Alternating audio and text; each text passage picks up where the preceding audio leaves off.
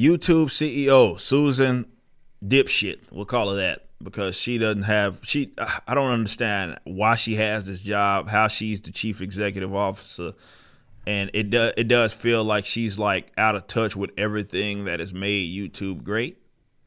And she seems to have bad take after bad take, and oftentimes it doesn't all get implemented. She is only the CEO after all. But she does have some interesting ways or directions that she thinks the company should go. And it's all for the worst. This heifer had nerve to speak at the World Economic Forum. And she has some things upon which she said that our great guys over at Bounty and Comics happen to summarize.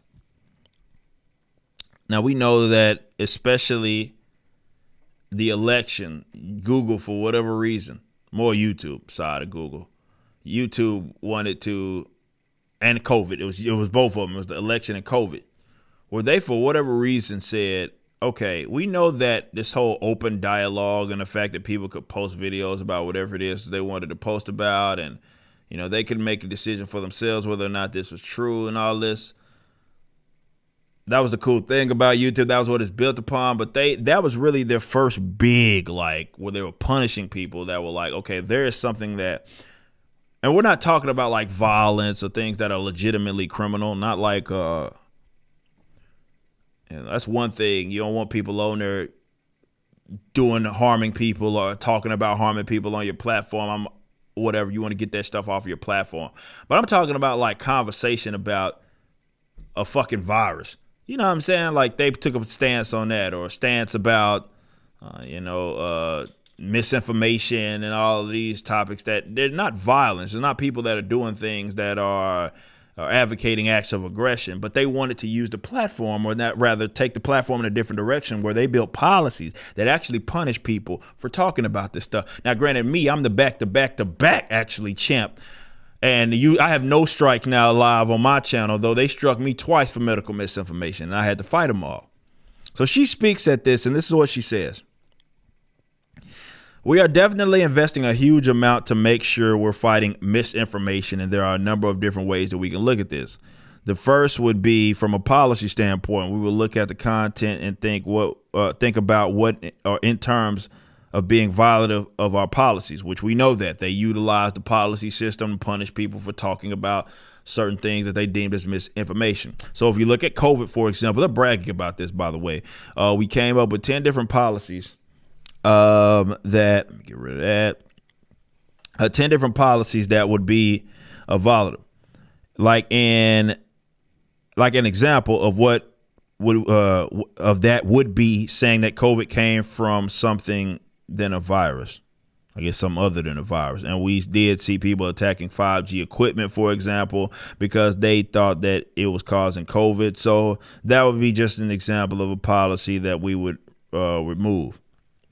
So we do remove content based upon those policies. We actually published that in Transparency Report. I covered that, how they talked about the whole medical misinformation thing and how they built policies surrounding it. Basically, what they said was that you couldn't say anything that contradicted the positions of the WHO. Specifically, the WHO was I can't say this about Facebook or Twitter, but specifically with YouTube, it was the WHO. That was the one organization where they said it wasn't about you had to agree with everything that they said. It was that you couldn't say anything that they specifically, let's say the WHO spoke against or claimed to debunk or something of that nature. So if it went contrary to what the WHO was saying, then you were at risk of having your videos taken down or whatever. And they say that what you are going to get are going to be names that you recognize. They're not going to be, and this was the part that got me, they're not going to be someone that just published a web page yesterday. So it's very similar to how we handle that on YouTube.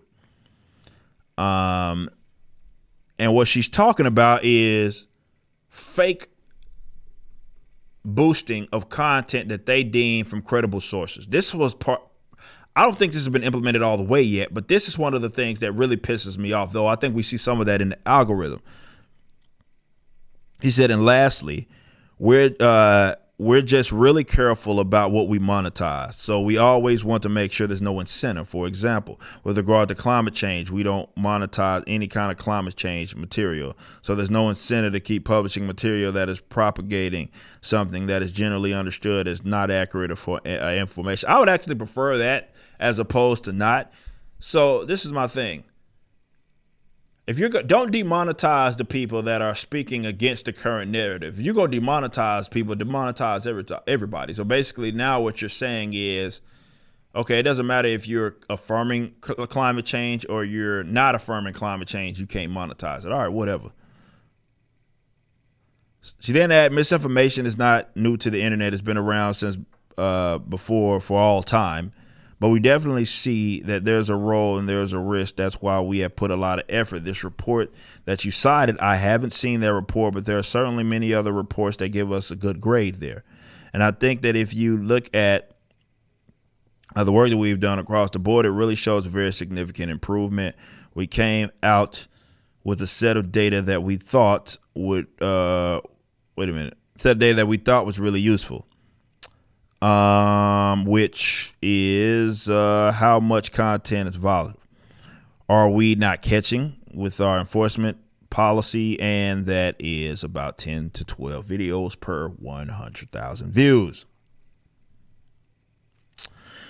When asked if combating misinformation will always be a work in progress, the YouTube CEO said, I think there will always be work that we have to do because there will always be incentives for people to creating misinformation. The challenge will be to keep staying ahead of that and make sure that we are understanding what they are and the different ways that people may use to try to trick our systems and make sure that our systems are staying ahead of what's necessary. Where's the part that I really want to get to? She does talk about abortion here as well. All right. There it is. This is one I want to. She talks about this. This is the scarier part. This is the first time she's mentioned that. In terms of what you're seeing, you're going to see content when it comes to sensitive topics. You're going to see them coming from more authoritative sources. All that means is that there is people that they want to be presented as the people that know what it is that they're talking about. So they're going to artificially boost that content from the authoritative sources that they, of course, decide, as opposed to those that are not. She does talk about this. She said, Wojcicki, Woj, I'm going to call her that, even though there's another, what is that? Woj is like a reporter or something. I'm calling her Woj. Will later be asked that what her stance is on Roe v. Wade, given that draft majority opinion on Supreme Court justice. We know that, blah, blah, blah, blah, blah.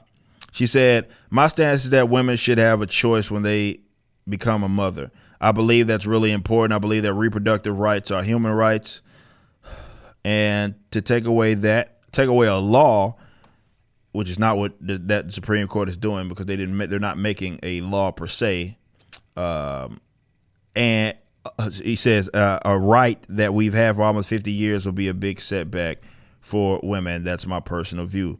Running a company that really focuses on free speech, we want to make sure we're enabling a broad set of opinions that everyone has a right to express. Yeah, okay. She actually said that point of view provided they meet our community guidelines. So this is going to be complicated legislation. As you said, people will want us to speak out on it. It's also a draft right now, so it's not definitive language. Once we saw it, we started to look and try to anticipate what kind of changes that we would have for our business. For example, employees, like what benefits, and everybody's talking about what benefits you have. We'll pay for you to kill your child as long as you go out of state or whatever. Maybe content misinformation. There could be ways that could be spun. For example, people saying, "Oh, abortion is not allowed in this state." So that's what she would try to use to combat it in the name of misinformation. Basically, she is confirming that she would use whatever policies that she can to take stances, pro-abortion stances or whatever. But she has to kind of try to stay in between because she knows that her platform was built. She's not retarded. She's kind of stupid, but not like completely retarded, because she knows that her platform was not built upon stifling or really monitoring, even for that matter, people's opinions and what they say on their website. Inevitably speaking, when your company, the brand of YouTube, which you didn't really participate in growing, you're just CEO, but it was built by people getting on there and talking about whatever various things they wanted to talk about. I remember going down rabbit holes of YouTube, watching conspiracy videos. And now those are probably deemed as all misinformation these days.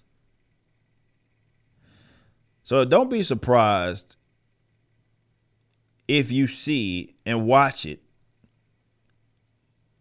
algorithm manipulation, which we already know that's a thing.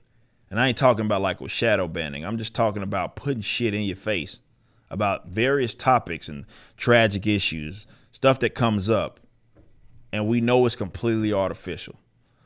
Keep an eye on that stuff. You just listened to a clip from my podcast, For Canon's Sake, which is live throughout the week at 12 p.m. Central on youtube.com/YoungRipper59 and odyssey.com/@YoungRipper59. Be sure to check out my website, ericdjuly.com, so you can stay up to date with everything it is that I'm doing. You can also become a member and get access to a bunch of cool perks and exclusive content, which includes a social media hub where you can interact with myself and other members. It even has an app that you can get, which is now live in the Google and Apple stores.